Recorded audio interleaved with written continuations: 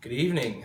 Tonight's video is on Medicare, and I chose to look at the history of Medicare and try to identify trends that we've seen throughout this piece of legislation and entitlement for the elderly.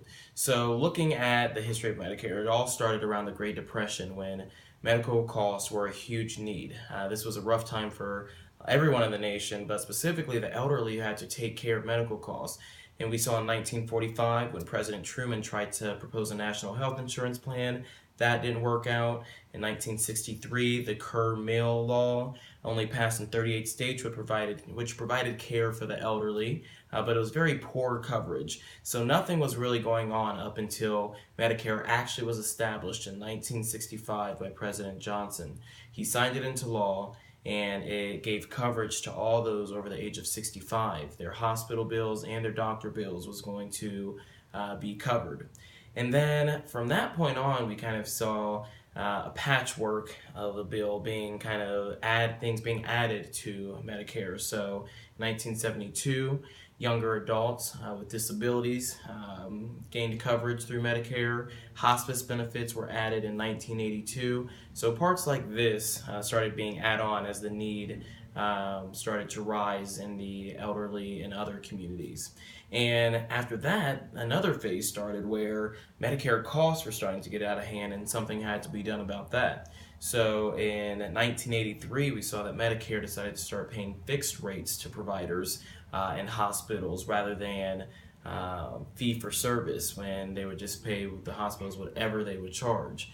So that was supposed to be a cost containment. We also saw in the 80s President Reagan passing the Catastrophic Coverage Act, which was great for quality of care and making sure that the elderly and those over 65 weren't left out to dry when they had catastrophic events.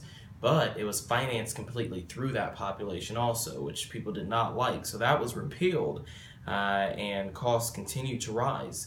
In 1997, Congress passed the Balanced Budget Act, which was a cost containment for Medicare. And we saw this as something that was actually successful in containing costs and the trajectory of which Medicare would be able to survive.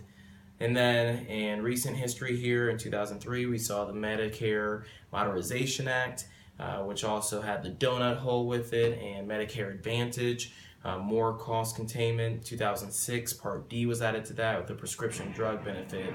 And then most recently, 2010, the Affordable Care Act, which really addressed cost in Medicare also, and created the Center for Medicare Innovation to kind of look at how quality can be improved while costs can be contained with Medicare. So like I said in the beginning, the Medicare has moved through many phases in its 50 years. First meeting an initial need, then meeting many other needs and being added to, and right now and in the most recent history, trying to contain costs and make it a more sustainable entitlement for the elderly population. Thank you.